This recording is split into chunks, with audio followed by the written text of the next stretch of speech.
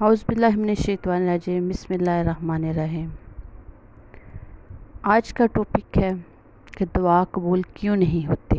اس کی بھی بہت سی وجوہات ہیں، کیونکہ اللہ تعالیٰ کو وہ ویلا کر کے یا رو رو کے اللہ کے نزدیک نہیں تم جا سکتے۔ اللہ کے نزدیک وہ جائے گا جس کو اللہ تعالیٰ ہدایت دیتا ہے یا اللہ تعالیٰ اس کو اپنے راستے کی طرف بلائے۔ قرآن مجید سے پتہ چلتا ہے، حدیث سے پتہ چلتا ہے کہ اللہ کو جھکنے والا بندہ پسند ہے۔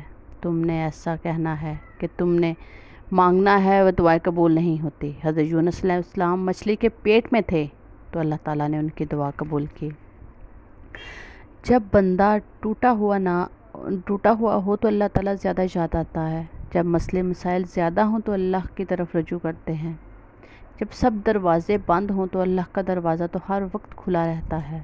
اللہ تعالیٰ نے آپ کی دعا قبول نہیں کر رہا تو اس کی بھی کوئی وجوہات ہیں، اس کی بھی کوئی وجہ ہے۔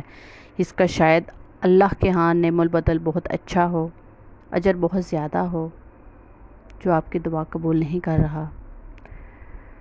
مشکلات میں ہی ہمیں اللہ تعالیٰ زیادہ یاد آتا ہے، کیونکہ رسول اللہ صلی اللہ علیہ وآلہ وسلم نے فرمایا، جو دنیا سب سے زیادہ کسی چیز کا اجر چاہتا ہے، دنیا میں سب سے زیادہ کس چیز کا اجر چاہتا ہے تو وہ صلہ رحمی کرے، یعنی اپنے رشتہ داروں سے اچھا سلوک کرے، ان کے ساتھ اچھے تعلقات قائم کرے۔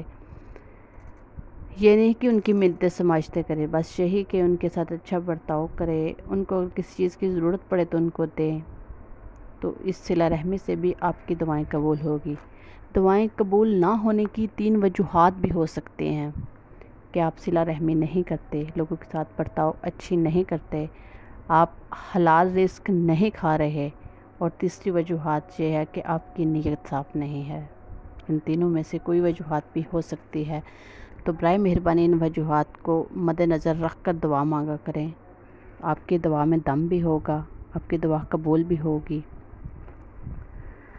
تم تھک گئے ہو مشکلات سے، اب دم گھٹ رہا ہے، ایسا لگتا ہے کہ تم اللہ سے دعا بھی کرتے ہو مگر اب تک ان کی دعاؤں کا جواب نہیں آیا تمہارے پاس۔ میں جانتی ہوں کہ تمہیں ایسے ہی حالات آ رہے ہوں گے، تو سنو، جو تمہارا رب ہے نا، اسے تم اور تمہارے دل بے حد عزیز ہیں۔ وہ بس تمہاری خواہشات نہیں بلکہ چاہتوں کا پورا جہان دینا چاہتا ہے، لیکن صحیح وقت پر اللہ سے وقت کی انتظار کر رہا ہے۔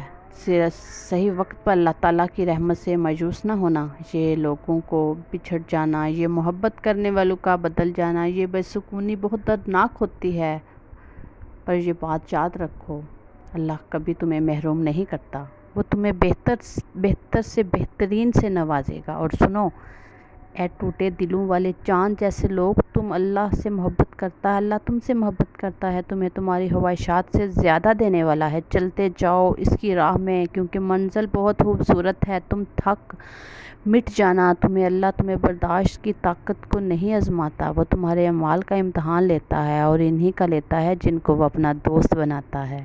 سوچو، تم اللہ کے کتنے قریب ہو کہ وہ تمہاری دعائیں قبول نہیں کر رہا، تمہیں آزما رہا ہے، تمہیں آزمائش میں ڈال رہا ہے، تو یہ بھی اللہ تعالیٰ کا احسان ہے تم پر۔ اللہ کو تمہاری برداشت کی حد معلوم ہے، وہ تمہیں اس سے زیادہ غمگین نہیں کرے گا۔ وہ تمہیں یہ تو نہیں لگتا کہ تم تھک گئے ہو،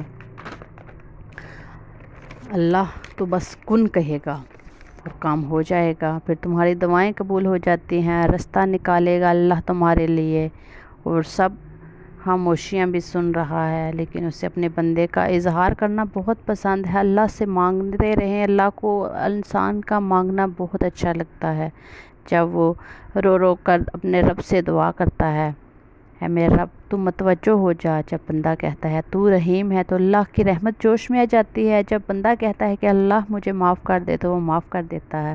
جب بندہ گڑ گڑا کر کچھ مانگتا ہے تو وہ فوراً قبول کر لیتا ہے۔ دعائیں مانگتے رہو اس یقین کے ساتھ کہ اللہ تمہاری دعائیں رد نہیں کرتا۔ اللہ بے یقین لوگوں کی دعاؤں کو قبول نہیں کرتا۔ یقین ہونا چاہیے اللہ پر۔ یقین سے بڑے دلوں کی دعائیں رد کبھی نہیں ہوتی۔ اللہ تعالیٰ جو قرآن میں فرماتے ہیں، تمہارا مستقبل تمہاری ماضی سے بہتر ہوگا، تو بس تم دعائیں مانگتے رہو۔ اسے اپنے بندوں کے اٹھتے بیٹھتے ہاتھوں کی لاج رکھنا آتی ہے۔ جب اللہ کا کرم ہوتا ہے نا تو پھر وسیلے بھی بن جاتے ہیں اور دعائیں بھی قبول ہوتی ہیں اور